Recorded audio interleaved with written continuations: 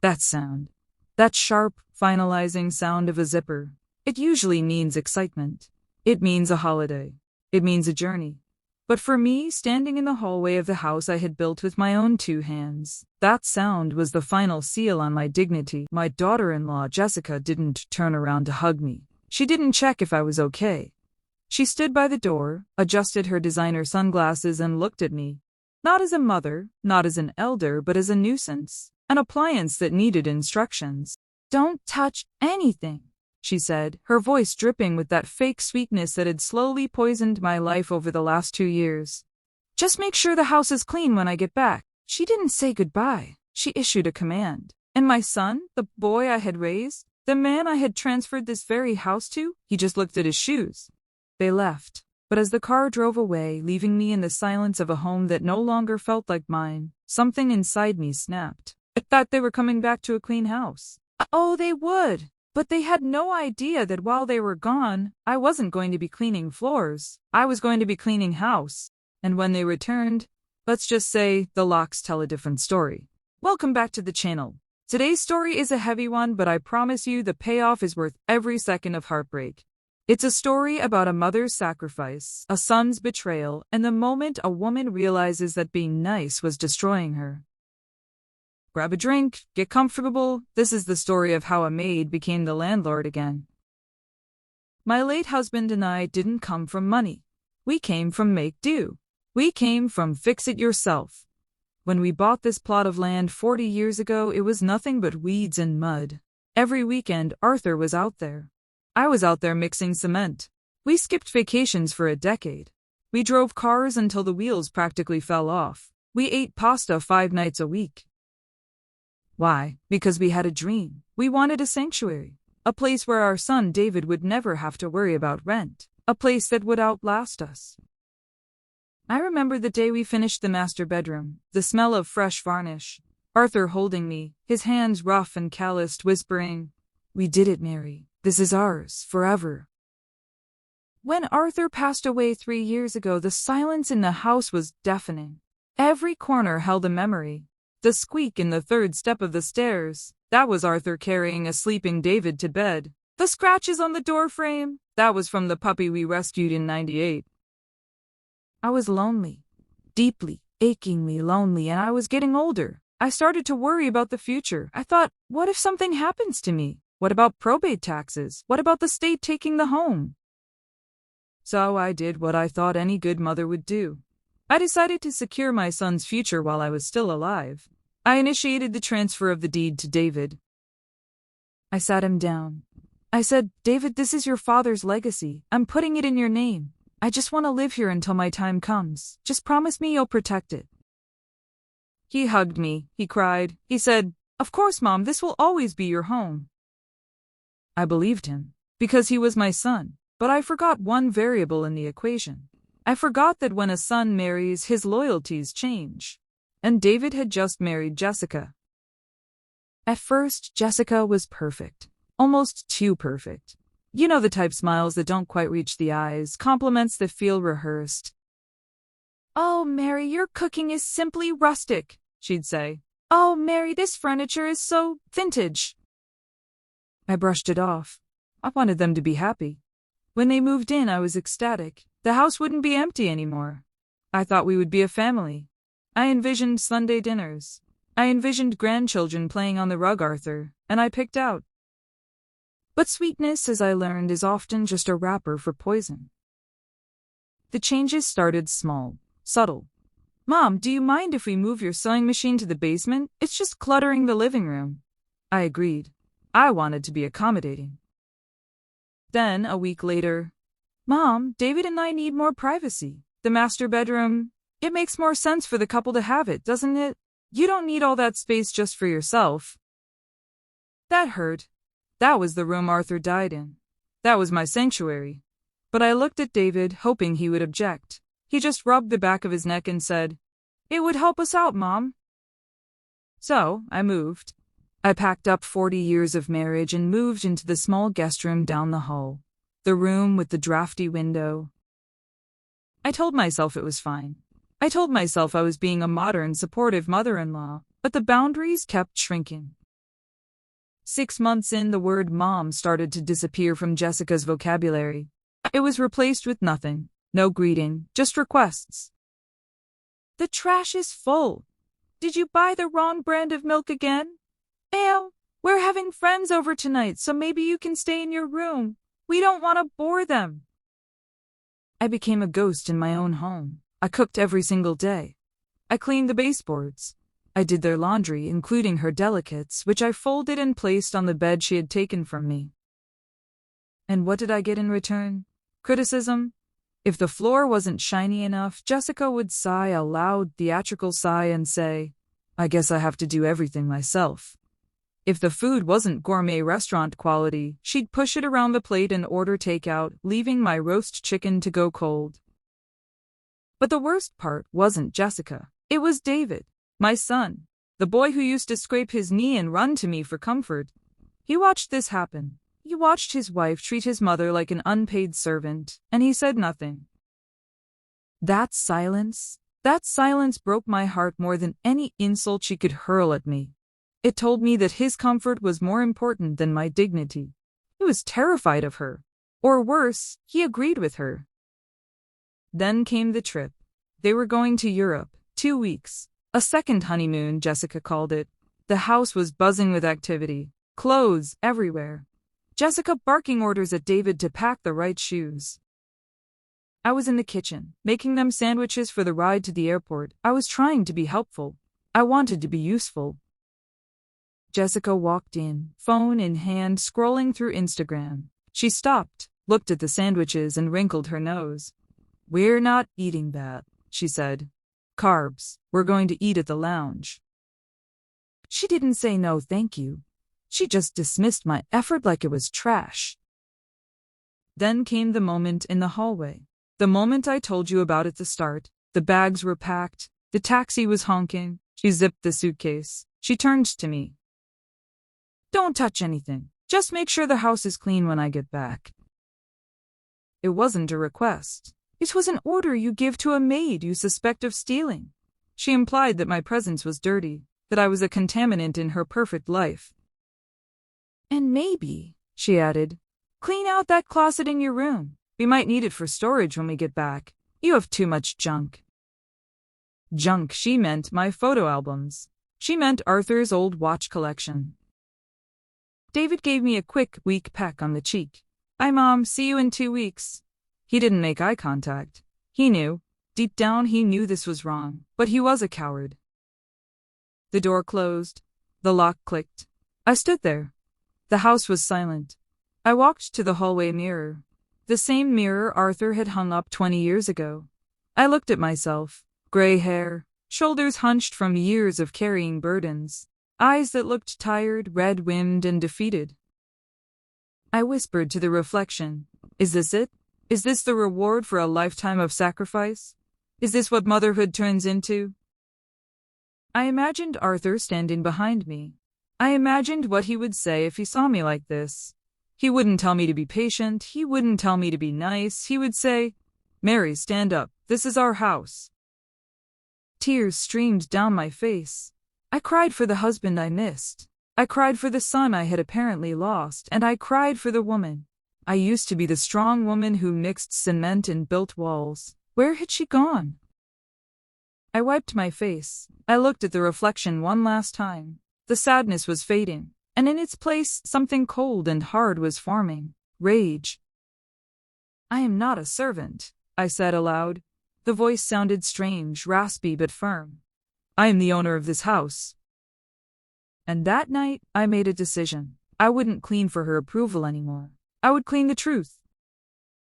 The next morning, I didn't reach for the vacuum. I reached for my phone book. I called Mr. Henderson.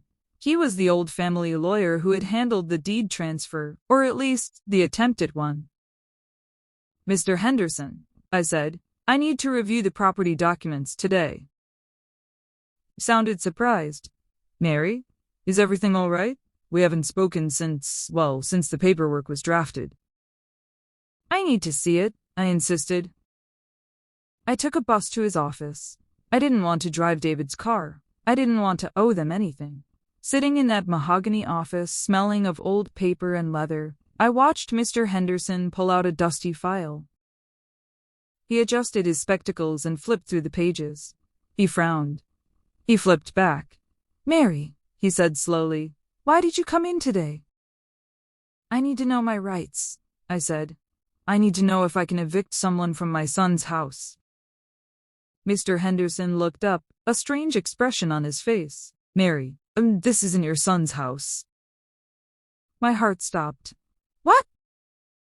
"The transfer," he tapped the paper.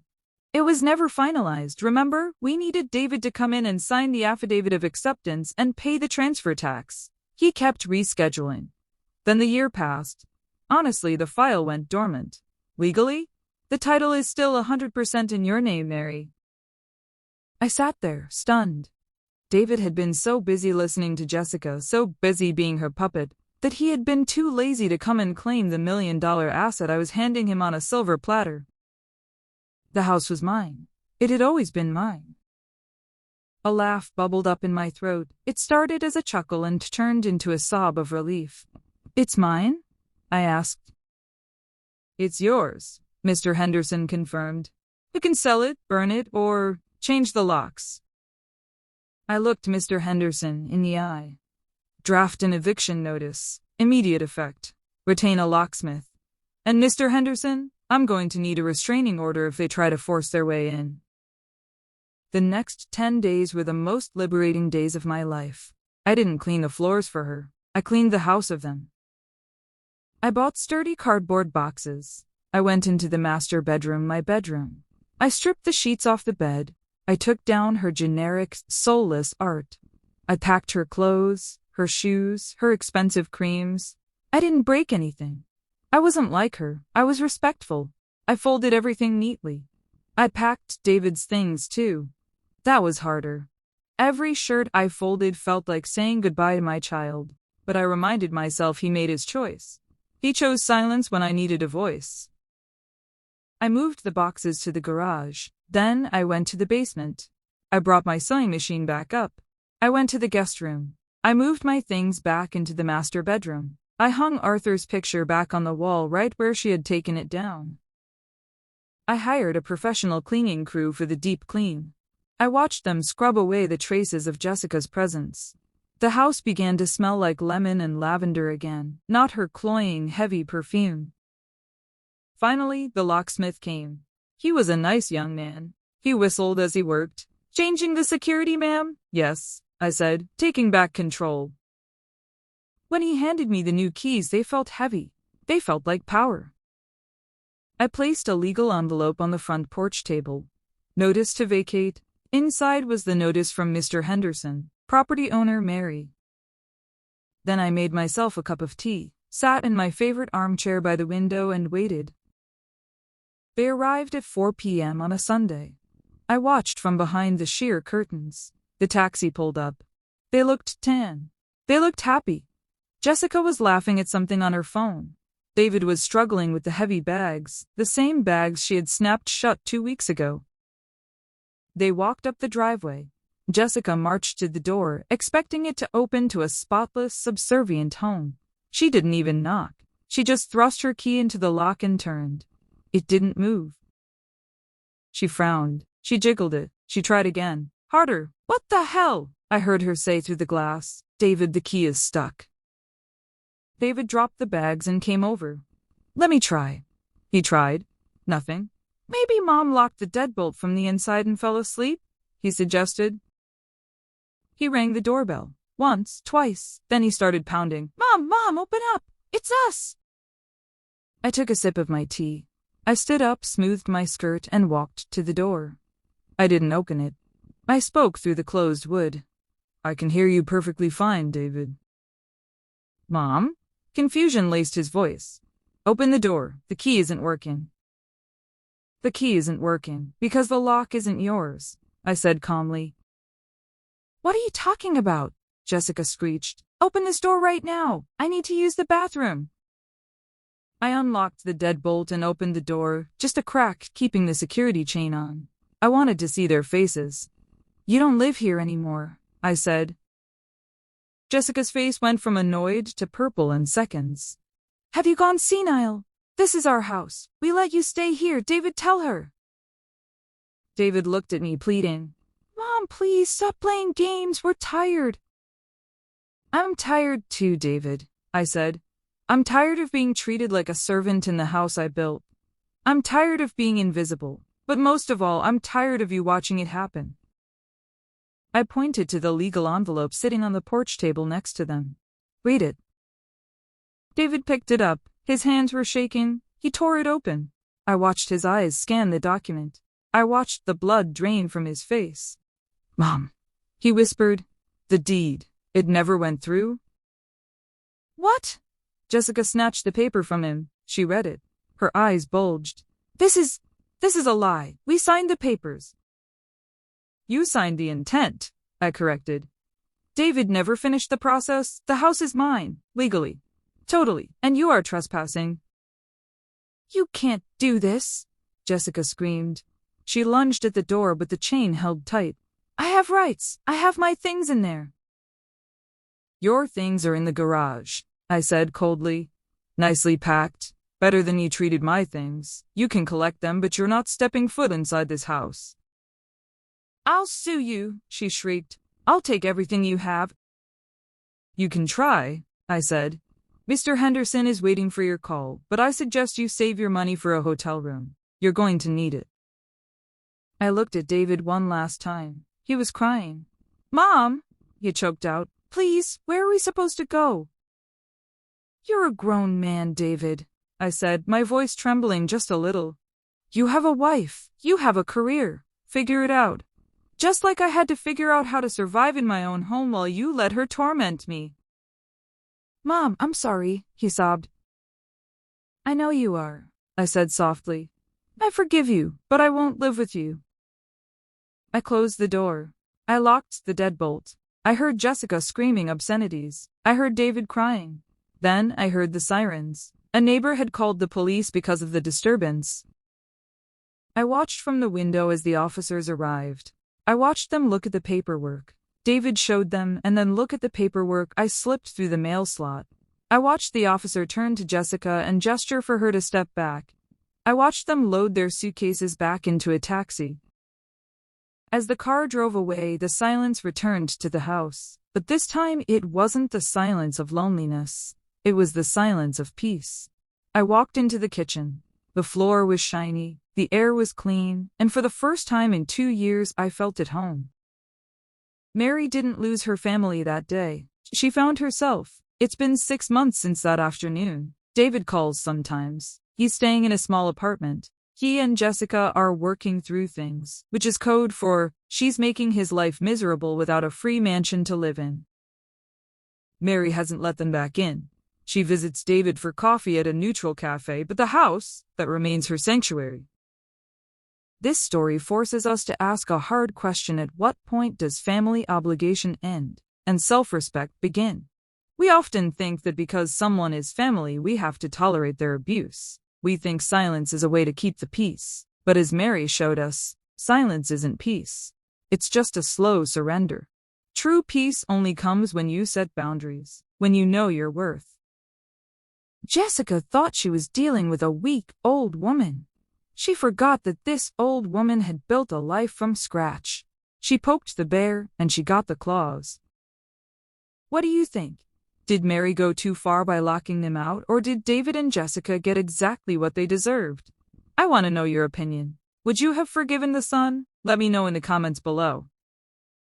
If this story gave you a sense of justice, please smash that like button. It really helps the channel grow. And if you haven't already, hit subscribe and ring that bell.